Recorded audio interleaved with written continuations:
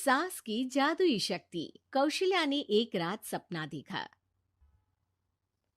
कौशल्या राजपूत, तुमने किए हैं जीवन में अच्छे अच्छे कर्म, इसलिए अब से जब तुम चाहो गायब हो सकती हो, जिसके लिए तुमको सिर्फ चुटकी बजानी होगी और चुटकी बजाते ही तुम गायब। बस एक बात का ध्यान रखना, जहां तुमने कोई गलत काम किया, तुमसे ये शक्ति वापस ले ली जाएगी। कौशल्या की नींद टूट जाती है। ये कैसा सपना था। गायब हो जाऊंगी मतलब। हे भगवान, कंबल ओढ़ के सो जाती हूँ। सपना कंबल के अंदर नहीं घुस पाएगा। कौशल्या डर के मारे कंबल ओढ़ के सो जाती है। सुबह कौशल्या मंदिर जाने लगती है। अरे बहू, जल्दी चल, भिखारियों को खाना भी तो खिलाना है। हाँ माँ जी, अभी आई। आज तो खीर और पूरी बने हैं, सब खुश हो जाएंगे। दोनों सास बहू कार से खाने का सामान लेकर मंदिर पहुंचते हैं और भगवान की आराधना के बाद मंदिर के बाहर बैठे भिखारियों को खाना खिलाने लगते हैं। दीदी, आप हर हफ्ते आते हो, इतना सारा करते हो हम लोगों के लिए। मैं आपके लिए रोज अलग से दुआ मांगता हूँ। ये तो फर्ज है हमारा। दीदी, थोड़ी पैसों की मदद हो जाती तो अच्छा होता। बड़े चौराहे पे मेरी बीवी भीख मांगती है, उसका इलाज करवाना है। 100-200 रुपए लग जाएंगे। कौशल्या उसी वक्त भिखारी को 500 का नोट दे देती है और दोनों सास बहू वहां से लौटने लगती हैं। तभी कौशल्या को कोई शंका होती है। अब बहू रुक, तो मैं अभी आई। कौशल्या वापस वहीं जाती है तो देखती है कि भिखारी वहां है ही नहीं।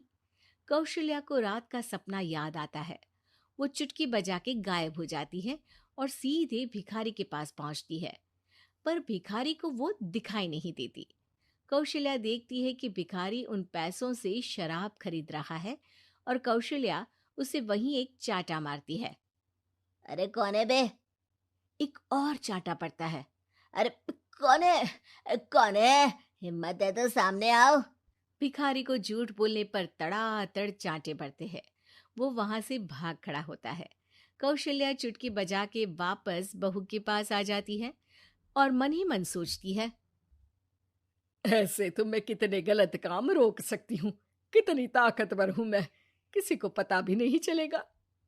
सासू माँ, आप क्या सोच रही हो? अब कुछ नहीं, कुछ भी तो नहीं। ठीक है, मुझे ना थोड़े पैसों की ज़रूरत थी। मेरे कज़िन भाई है ना, उनकी तबीयत थोड़ी इधर-उधर हो रही है। वो तो खुद से नहीं कहेंगे कि पैसे दे दो, पर बहन होने के नाते मेरा तो फ़र्ज़ बनता है ना कि भाई की मदद करूँ।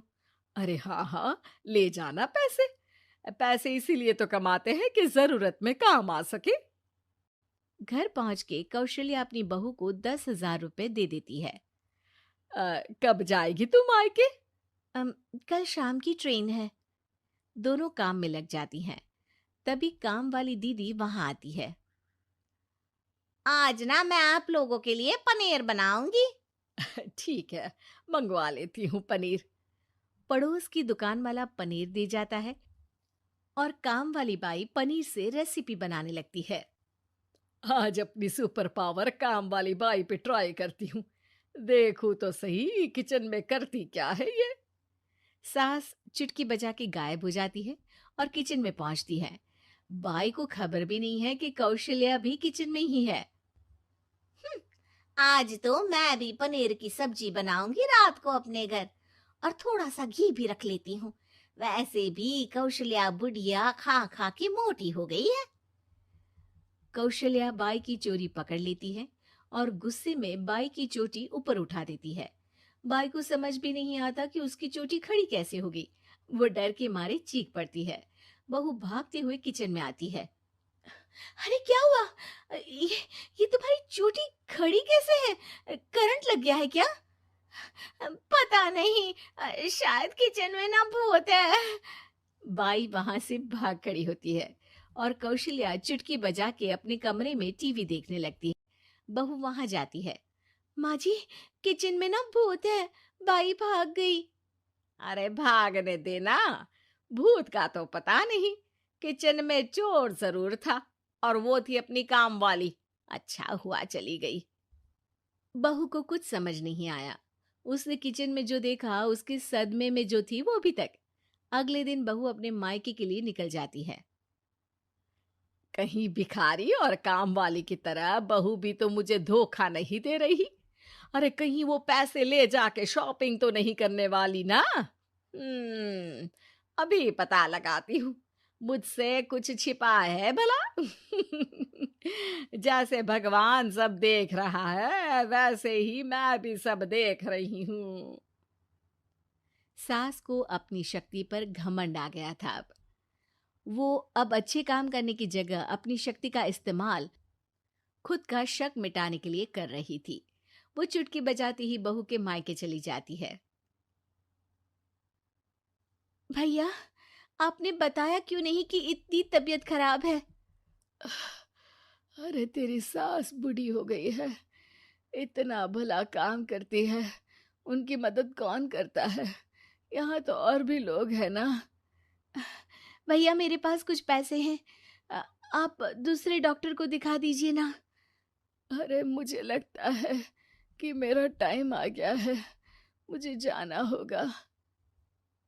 कमरे में भाई की आत्मा को लेने यमदूत आ चुके थे। कौशल्या भले ही किसी को नहीं दिख रही थी, पर यमदूत ने उसे देख लिया। यही आत्मा है शायद, परछाई दिख रही है, पहले ही तैयार खड़ी है। अरे आप कौन हो? यमराज का नाम सुना है? हैं? आप यमराज हो क्या?